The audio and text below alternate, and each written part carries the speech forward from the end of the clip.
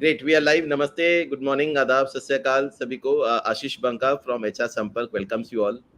Friends, this has been a very long time that we have come over kind of an online streaming, and we thought this is the right platform just after the Dasera where we can talk about very interesting topic. And I have somebody whom I have known for quite some time now, stalwart, a veteran in the industry. We have with us Mr. Paras Kaushik. Paras sir is not only an HR stalwart but keen insight on building people, insights, and also developing a lot of careers. A great career and a three gratuity period stint with Aditya Birla, moving on to Motherson Sumi, and now he heads HR for HT Media.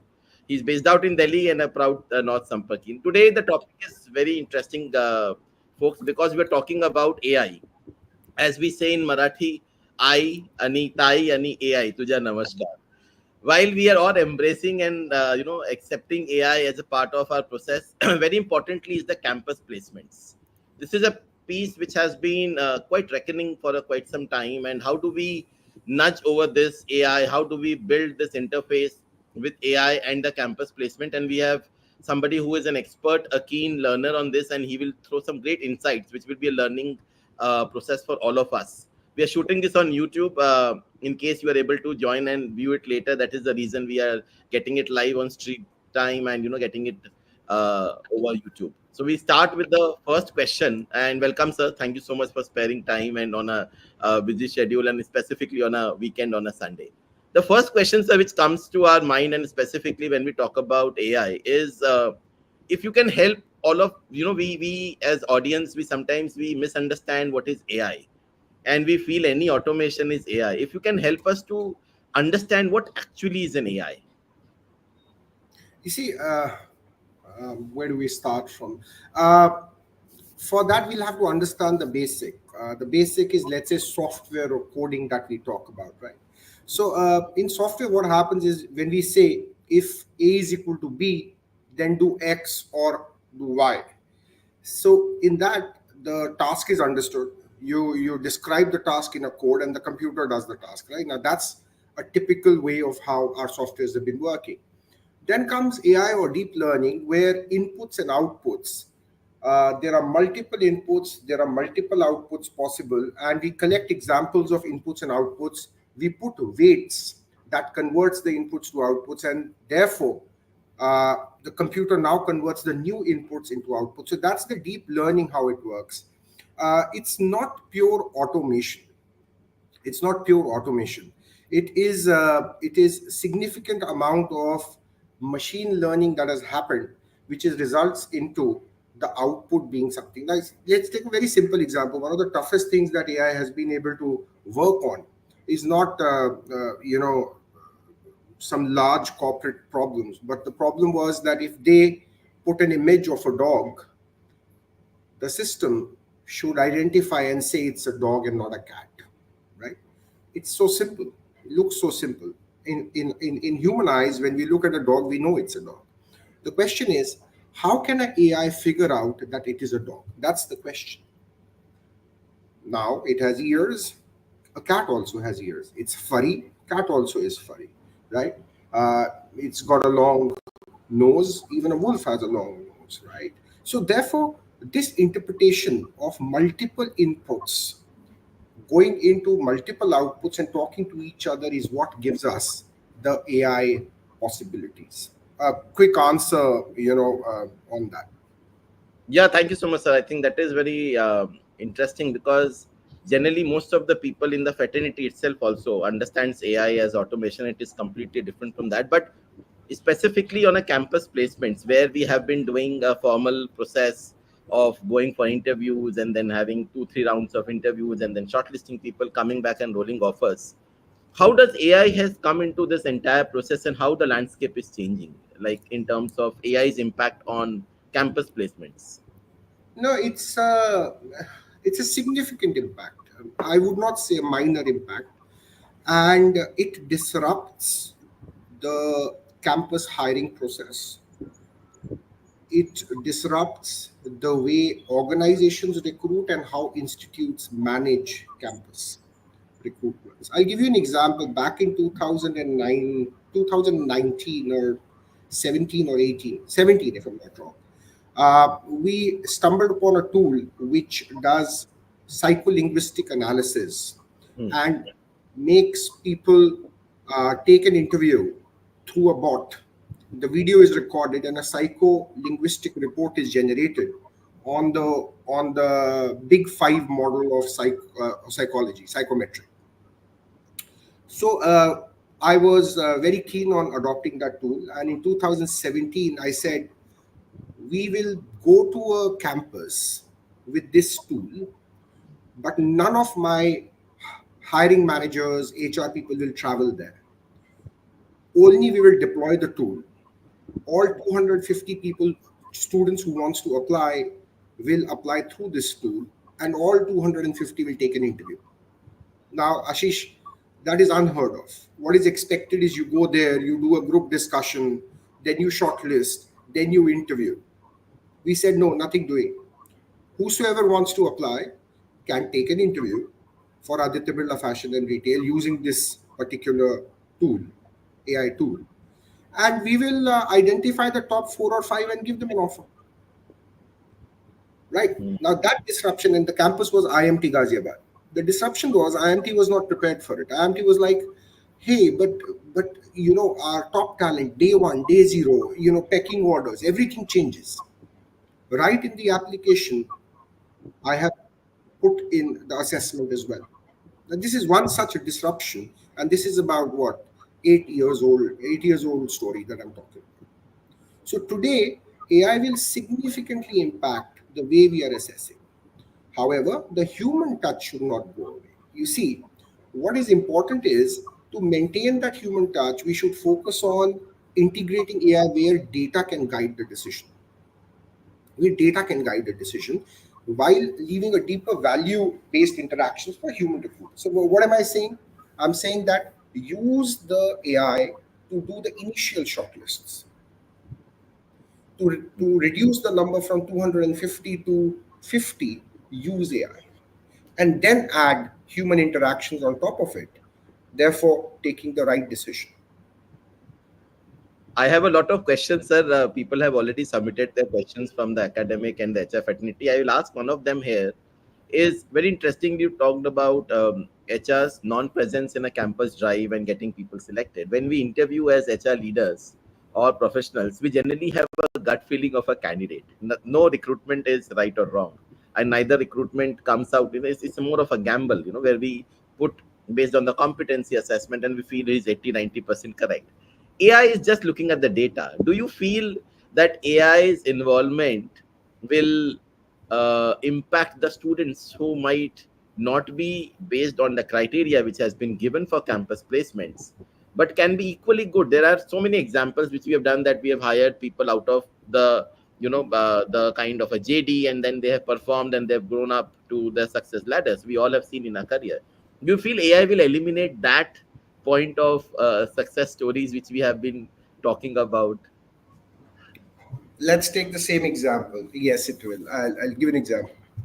Firstly, the fun about interviewing is there are two liars in an interview. You would have heard that, right? Both of them are lying through their teeth. But anyway, jokes apart, let's look at MBA recruitment. Everybody does a group discussion. Group Yes. discussion, 12 students. You give them a topic or you give them a case study, you give them something else, they discuss.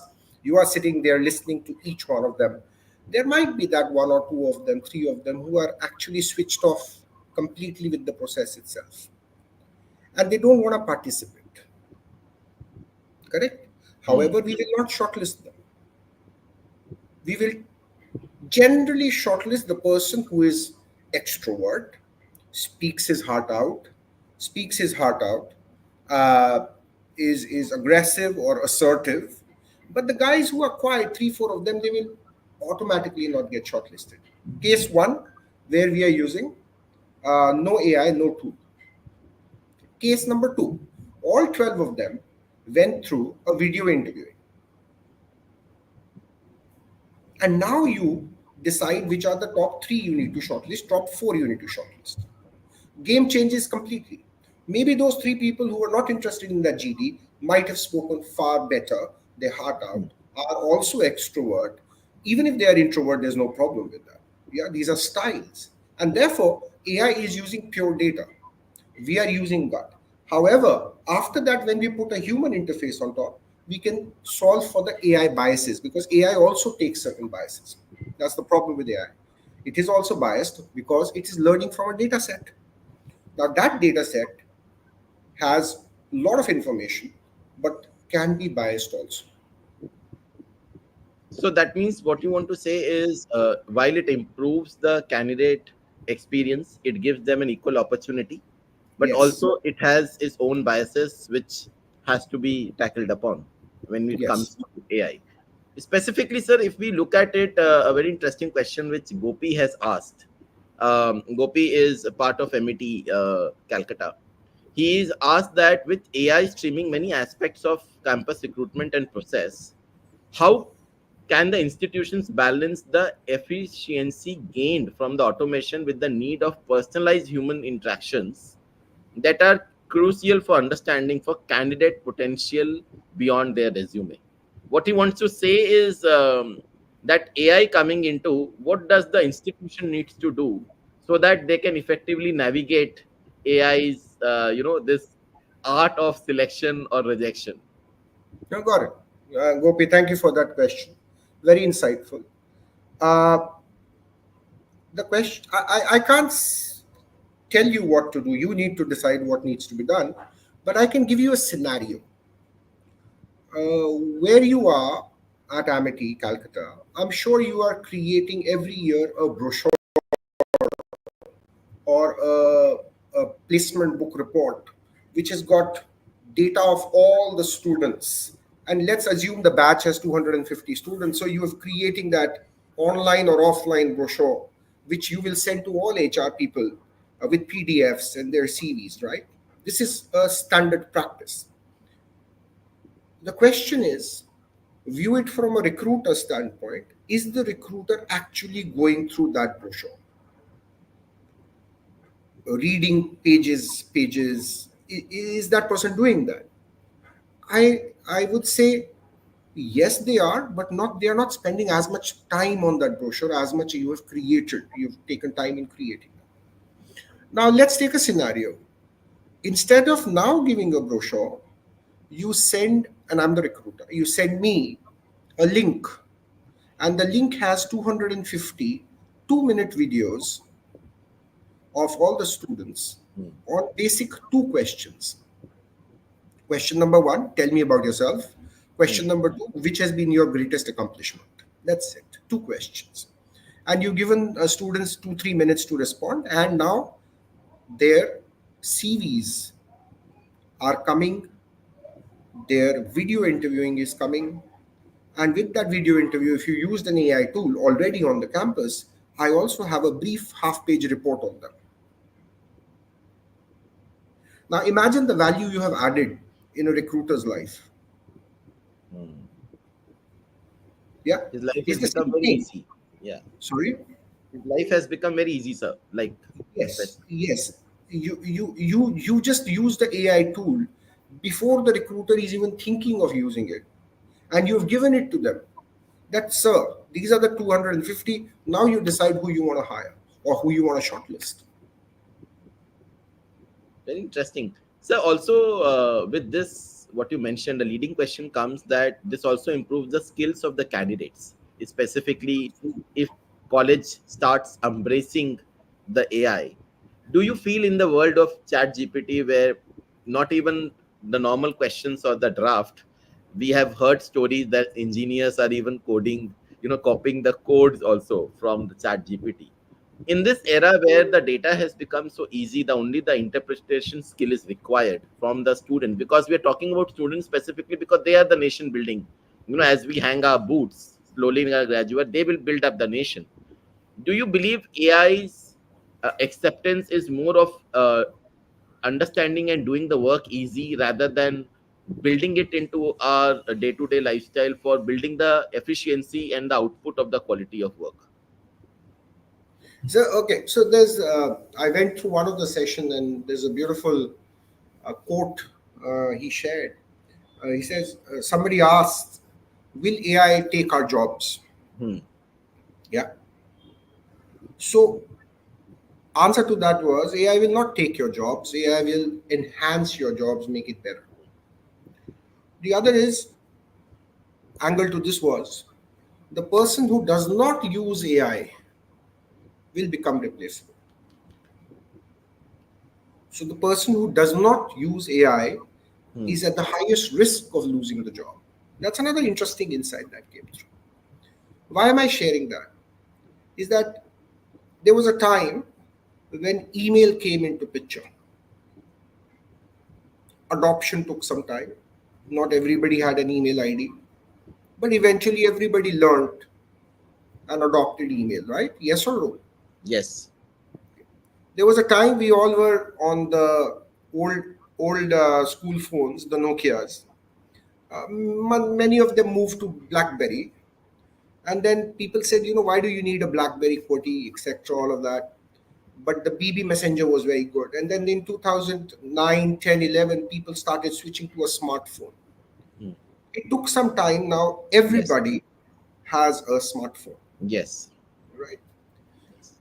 There was a time when YouTube, people were not creating enough content on YouTube. Now everybody is creating content on YouTube, almost. Correct. Similarly with AI, these are tools that we have to adopt and use it Hmm. on a daily basis. They are here to help us.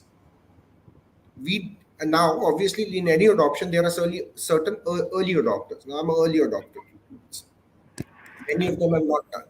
So the point I'm making is we have to use AI tools in our day-to-day lives, Hmm. and you will see the benefit coming out. One of the questions I ask every student I hire, every student fresher I hire, I said, which tools do you use?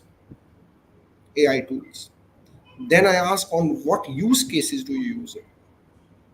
And you will be amazed to know. I met one who said, I use ChatGPT to get stock recommendations. And I was like, okay, how do you do that? He says, I've got a lot of ratios. I put it on ChatGPT. I put an investing book, stock investing book that I put as a knowledge. And then I ask ChatGPT to give me which are the best ratios for me to look at while identifying a stock. There's a girl I met, she said, I made my whole itinerary on ChatGPT when she had gone for a 15-day solo travel. Wow. Right. So these are the people I give, and this is my bias. These are the people I give two, three extra points while hiring That's because they so are interesting. curious. So They're curious. interesting. They are the early adopters, and we want early adopters because AI is here to stay. It's not going anywhere. It's here to stay. It's here to build. It's here to become bigger and bigger and bigger. And the early we adopt, the better it is for us. Thank you, sir. I think this is so important for all of us, not only to understand where does AI is coming and impacting our lives, but also that how do we as rational individuals take a utilization of a tool which is there, which also brings me to a question where is employers expectation from the candidates while AI is being used for campus recruitment. How does what an employer, maybe top two things which expects from the candidates specifically to increase their chances of getting selection? I know this is a very very secretive kind of coveted question, but maybe a couple of generic guidelines which you can give to every student where he or she can prepare themselves for getting high chances of selection. There are two things I would say is one is, and I'll use uh, the word curiosity. Okay. As students, organizations or management trainees or GETs, organization expects new thoughts, new ideas because you're coming and you're coming from non-corporate world. You're coming with fresh ideas. We expect you to be curious. We expect you to challenge the status quo. We expect you to have adopted new tools which we in the organization might have not. So that's the first big uh, call it a trade secret, Ashish, that I use for a filter to select a student.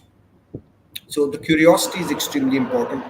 Uh, the second I use is complete integrity. So these are my two litmus tests, which is Hmm. integrity or courage. That's the two things I try to find in a students. Uh, I would not go on, a lot of academic excellence, because hey, if they're studying from these good institutes, it is given that they have academic excellence. They've cracked the exams. They have entrance exams. They have sailed through the 4 or the 2 year courses. So I am not worried about the academic excellence. My biggest thing is how much curious you are and Hmm. what's your integrity. Very nice, That's sir. it. I Two things think what I look at. as students, not only for students, this is a guideline which we are giving for all mature professionals also, because everybody will undergo this process of employment change and also career escalation. I think this is very important. Comes to, while I move to the last section of the this there, the most important question which I found it out of them which I'm asking is from Vijay ji. He is heading placements for MET NCR. He has given a scenario that and this he told in one of our connect sessions on a weekly, that he had sent 400 CVs for a company, and they came back and everybody was based on the JD guideline, but AI did some screening with the tool, and they came back that only 35 are shortlisted, or screened rather. And he did not get an answer how did it happen, because based on the JD, he has shared all the relevant profiles from the entire MET. How does this happen of the shortlisting? What keywords does um, AI pick up? And is there a specific tool? So I'm clubbing two questions. That is the tool which is the fulcrum of the entire process. What are some interesting tools which are there in the market? I will, and I'll answer that. Sorry, I didn't get the name of the gentleman who asked this question. Mr. Vijay from MET NCR. He's a senior academic Right. professional. So, Vijayji, I've done campus recruitment for a large part of my life. I'll give you a different perspective of 35 shortlist. Let's say my requirement, and I've done majority, I've done MBA recruitment, so I'll talk about MBA recruitments at this time. As a company, my requirement is to hire, let's say, 20 management trainees.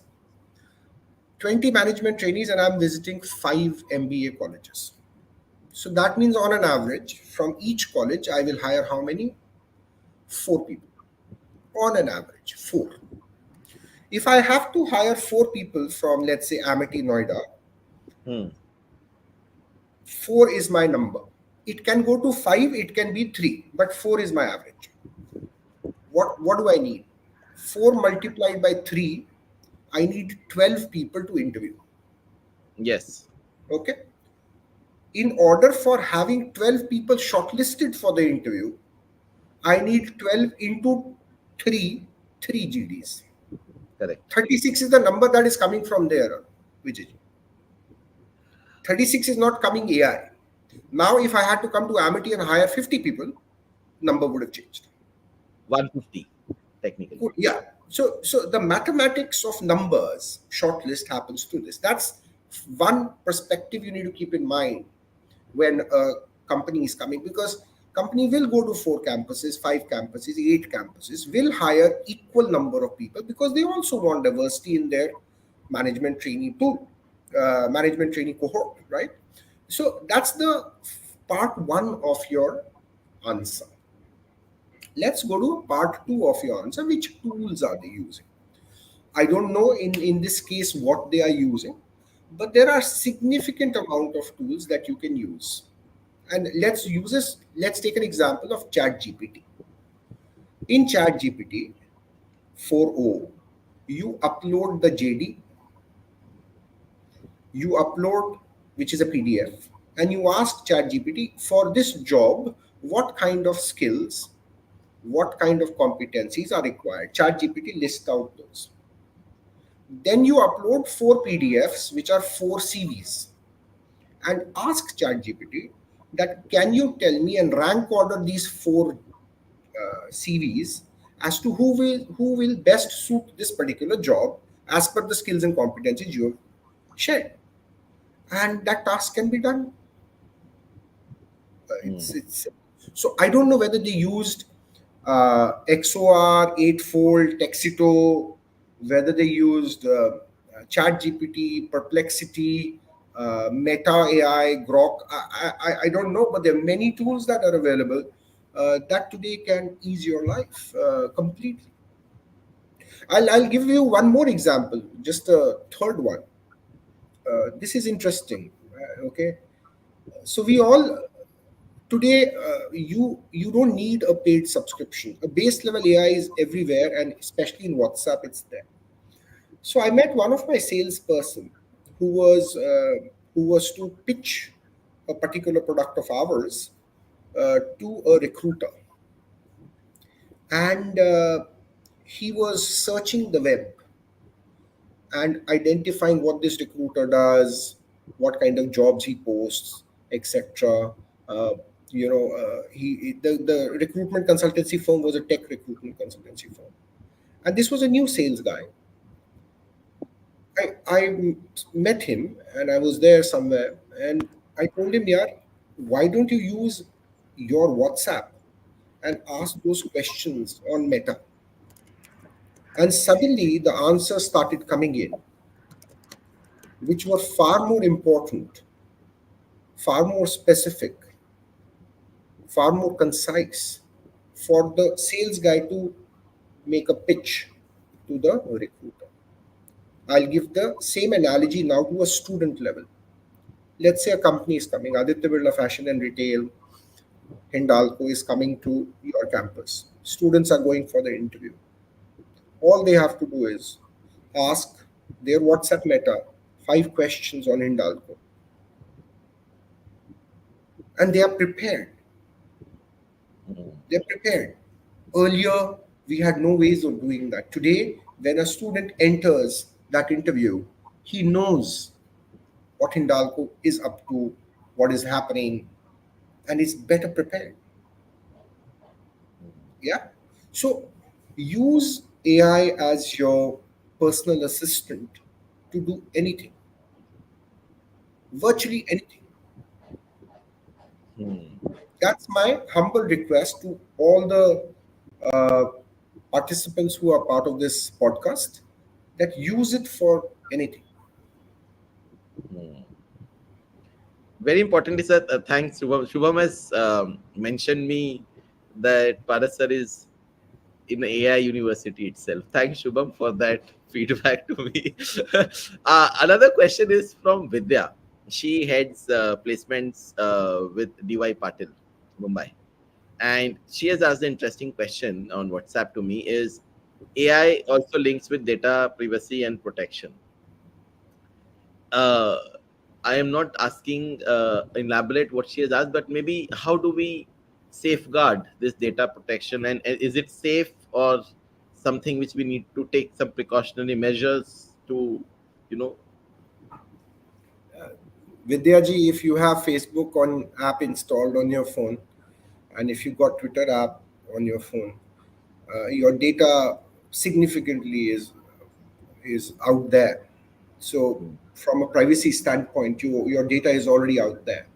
But they don't know whether you are Vidya or not. But they know you are a female in Pune, uh, age this, and so that information is what is tagged. So what I'm trying to tell you, and why am I saying that, is uh, a lot of your data is out there already. So with AI coming in, there is no additional data that will go out. So that's one perspective to it. Second perspective to it is all of these tools that you will use gives you multiple options to opt in, opt out. So in Chat GPT, you can have certain chats which are temporary, so your data doesn't get stored. In Chat GPT alone, you can have an option of opt in, opt out, whether through your data GPT should learn or not. Right? Hmm. Even in Google, that option is available. So you have to be smart in order to opt in, opt out, and therefore solve the concerns that anybody would have regarding data privacy. Lastly, almost all of these tools are now available at an enterprise level. Hmm.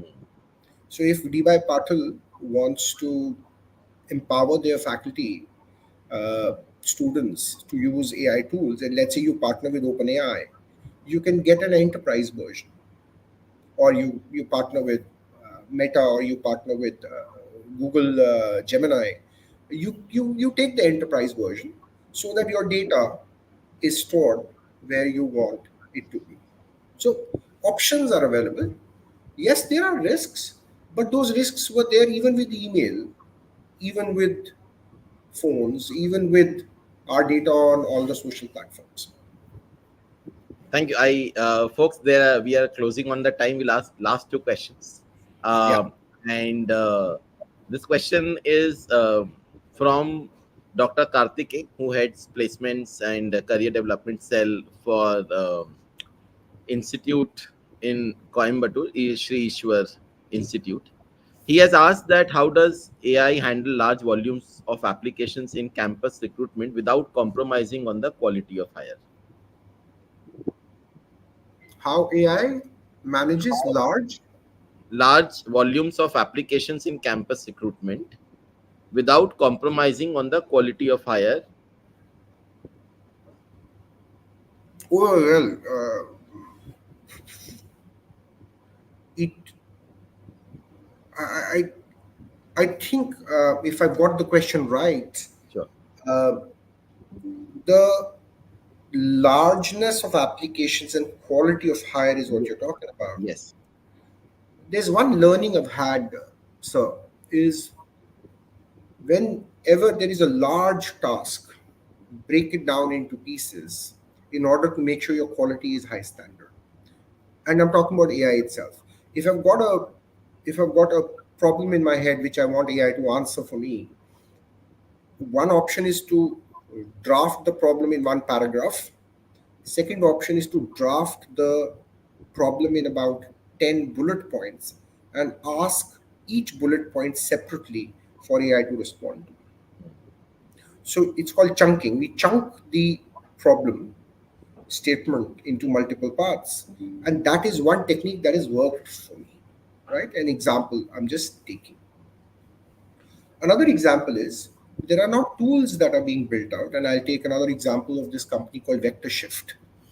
Now, what these tools do, these tools actually build pipelines. And when they build pipelines, uh, let's say this is the data of applications, this is the quality of hire. In the middle, that pipeline that is there, it will run past LLMs and compare uh, each application with certain knowledge base or certain competencies, and therefore the quality is maintained. So this is another way of doing it, wherein you use another tool called vectorship.ai and build pipelines. Another way of, and the earlier one that I said is you got a large chunk of applications, you break them into smaller chunks and run it past so that the quality remains as what you're expecting. Very interesting, sir. This is something which I was also not aware. And at enterprise level, these are available for the colleges to adopt all these tools, right? Of course, all you have to do is talk to one of the tools and take an enterprise license. You know, you want 100 licenses, you want 500 licenses. How many licenses you want? You just take it.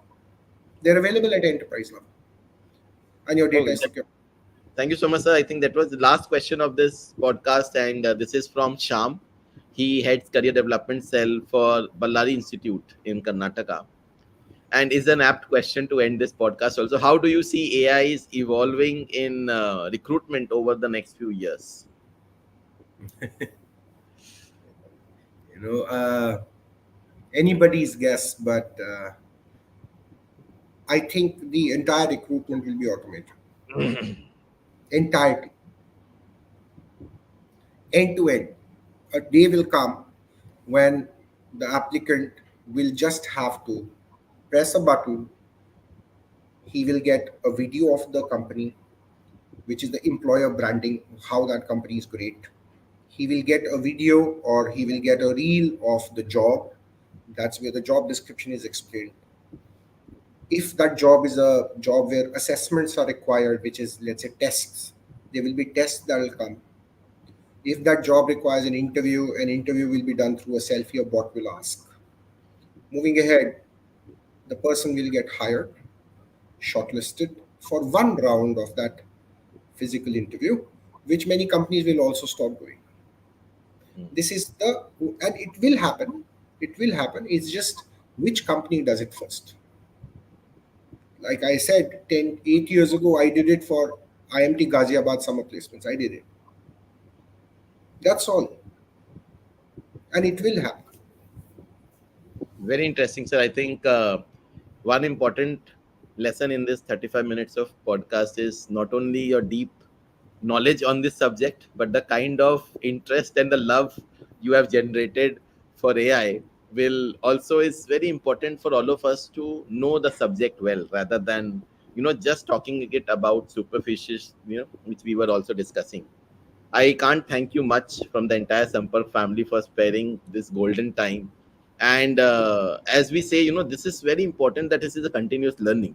In next 1 year, if we again meet and we have this, maybe you will share different insights and that's of technology which has come.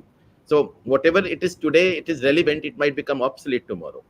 And I think we all need to keep updating and embracing.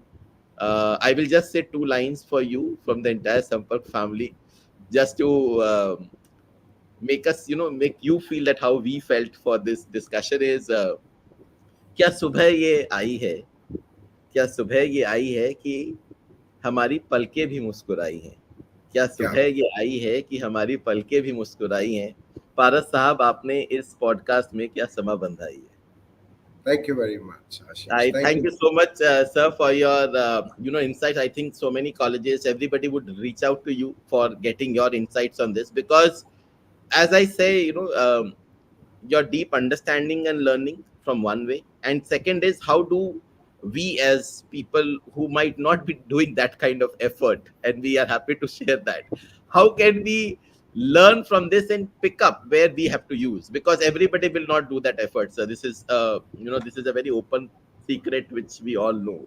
But a personal thing which I felt out of this is you might not know everything, but it is important that wherever you need it, are you putting the right question from the subject matter expert or not? So, a Yeah. great. Thank you so much, sir. We wish all the best to you, your health, happiness, and keep guiding us and enlightening us. Thank you so much, sir.